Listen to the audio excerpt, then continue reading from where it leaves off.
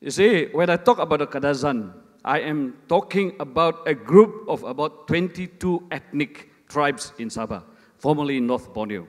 Basically, the Kadazan is predominantly non-Muslim, but some, such as the Bisaya and also the Idahan community, they are Muslim. That means the words Kadazan came about in the 60s with the purpose of unifying these 22 ethnic tribes. Bukan senang ya. Unfortunately, during the PBS era in 85 to 1994, the Kadazan was split, dipecahkan into various ethnic tribes, a divide and rule tactic effectively implemented by the UMNO Barisan National Government. This came about through the formation, from the encouragement of the Registrar of Society and the tacit support from the UMNO Barisan National Government of culture, so that the cultural bodies under the guise and name of ethnic tribes are registered. Tuan-tuan, it started with the United Sabah Dusun Association, USDA, and then followed by the Bisaya, the Rungus, and now we have many cultural association based on the 22 ethnic group. Can you imagine how they split us? Sadly, tuan-tuan dan puan, the Kadazan people, they are not, I don't like to use the word gullible, but I would rather to use it, not smart enough to see the dirty hands of the UMNO BN Barisan government. In fact, many Kadazan leaders were not smart enough also to be, that they can be used by the UMNO Barisan National people. In 1960, tuan-tuan dan puan, North Borneo population was only about 454,000. There were 309,000 native, of which 167,000 or 54.2% were Kadazan, while 61,000 comprised of the Muslim Bajau Iranun community. However, tuan-tuan dan puan, pada tahun 2000 ya, tahun 2000 populasi ini berubah ya, telah berubah di mana populasi Sabah sudah meningkat kepada 2.6 juta orang, di mana orang Kadazan ya hanya berjumlah 560,000 saja, 564,000 only. 343,000 Bajau Iranun, can you imagine, from 61,000 now to 343,000, and 303,000, unbelievable, the Malays. And you know, in 1960, when you look at the statistic, there were basically no Malay, tidak ada Melayu di Sabah. Tetapi sekarang kita sudah ada lebih daripada 300,000 orang Melayu dimasukkan dalam kita punya statistik di Sabah. The Kadazan, who form 54% of the population in 1960, is now down to 35% in 2000. In 2010, 2011, our population has gone down to really about less than 25%. We are really down, and this is caused by, a system called integrating other community into the statistics, so that we will be drowned by the overwhelming new Bumiputra that we are talking about in Sabah. The 54% of Kadazan population in 1960, they were directly involved with the formation of Malaysia.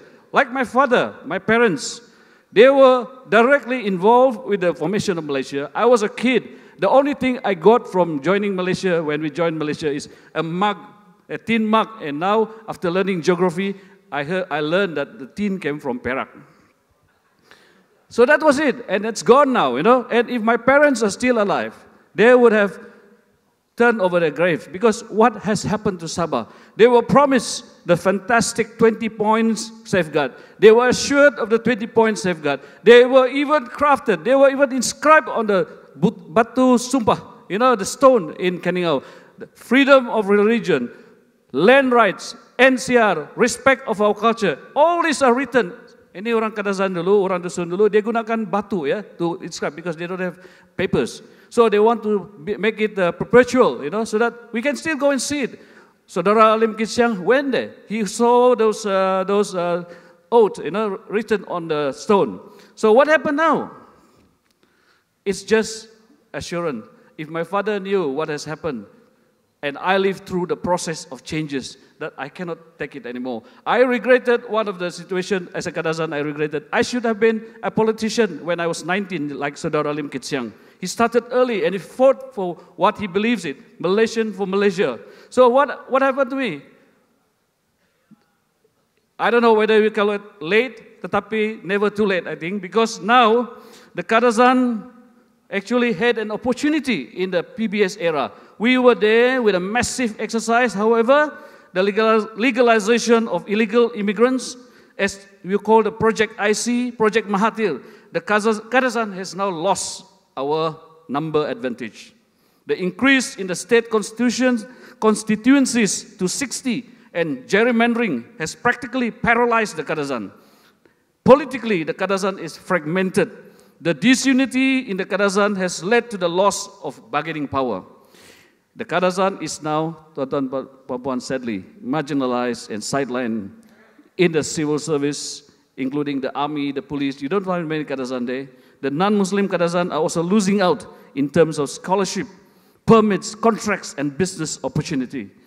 Article 153 of the Federal Constitution has provision to assist the natives of Sabah. But sadly, you won't believe it, our contractors have to fly to Kuala Lumpur to beg to the ministers for contracts. The land under NCR on native customary right is no more respected.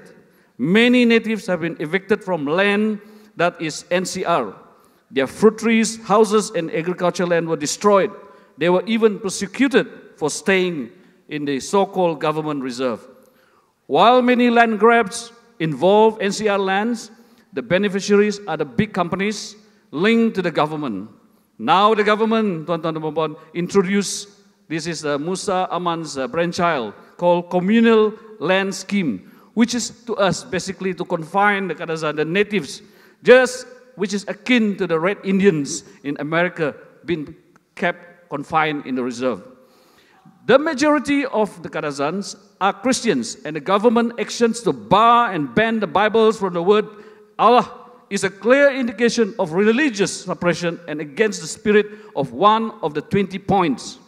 They even bar these Bibles from entering the states, while the government has turned around on its decision, banning the use of the word Allah in Sabah and Sarawak.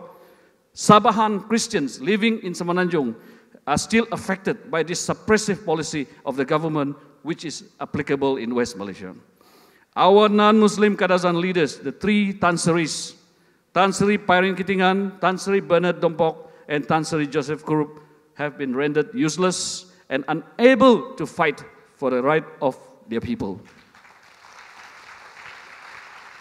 Tuan-tuan dan puan-puan, Saudara Lim Kit Siang was in Sabah in the mid-60s to advise and to remind the people of Sabah, especially the Kadazan, of the pitfall ahead of them if they do not unite and maintain solidarity.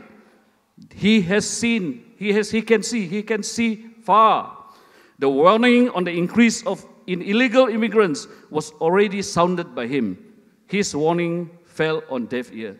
What happened in 1990? We decided we follow our Huguan Seo, Datu Pairin Kitingan. And where is he leading us? Tuan-tuan dan puan-puan, to me, when he rejoined Barisan Nasional in 2002, he has led us to the museum, to the archives. This is what happened to the Kadazan under the present leadership of the Kadazan in the Barisan Nasional. Our only hope, tuan-tuan dan puan-puan, is now with Pakatan Rakyat. Our strategy will be with DAP. History has shown that USNO and Berjaya government were overthrown by the combined forces of the Kadazan and the Chinese. We need to revive this spirit. The Kadazan and Chinese community share so many common things. Intermarriages is so common that there is now a substantial number of Sino natives, and they represent a very strong political grouping. The Kadazan and Chinese combination can command at least 12 MP seats and about 30 state seats in Sabah. And I think if we talk about what Saudara SG said this morning, yeah, that Sabah is a frontline state, and if we can't deliver in Sabah, then forget about it. And he was asking only about 18 seats. So if Sarawak can deliver 12 and we can deliver 12, that will be 24, ladies and gentlemen. So we see DAP a party with a strong and credible leadership, integrity and consistency. However, we need to drum up the support for DAP among the Kadazan people. Let it be a long-term goal similar to that of Tanjung project in Penang. We will wait. We will do our part to recruit more Kadazan professionals and businessmen who share our sentiment for a fair and better Malaysia.